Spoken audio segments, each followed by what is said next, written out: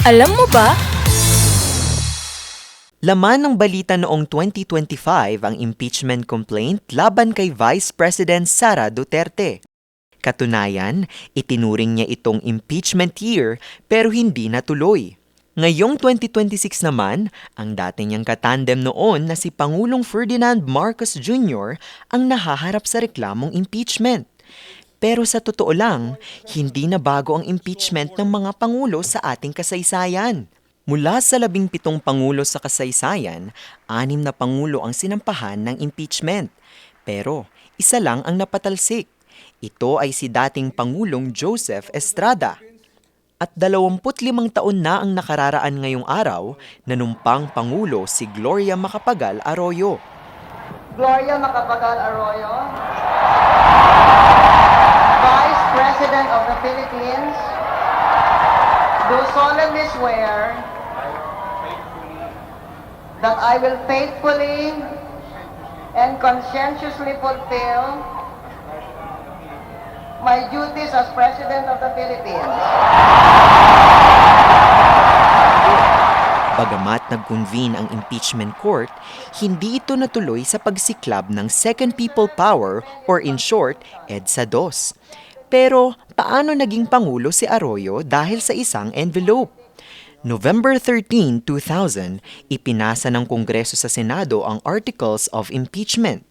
Ito'y dahil sa issue ng bribery sa pagtanggap ni Estrada ng payola at pagprotekta sa sugal na huweteng.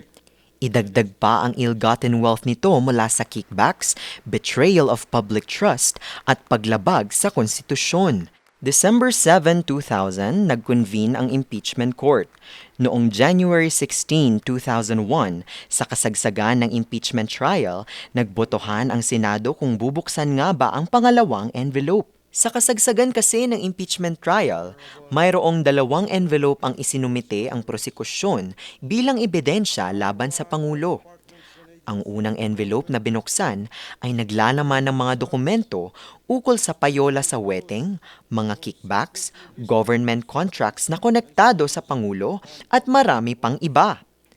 Ang ikalawa namang envelope ay naglalaman ng bank documents ni Jose Velarde. Isang dummy account para mailipat ang 3.3 billion pesos na ill-gotten wealth ni Estrada na pinatunayan ng Sandigan Bayan noong 2007. Pero naging resulta ng botohan, 10 ang pabor at 11 ang hindi pabor. Ito ang naging hudyat sa publiko para ipanawagang patalsikin si Estrada. Mula January 17 hanggang 18, libo-libong katao ang dumagsa sa EDSA Shrine at naging hudyat ng EDSA 2. January 19, binawi na ng AFP at PNP ang kanilang suporta sa Pangulo at nanumpa ng katapatan kay Vice President Gloria Macapagal Arroyo.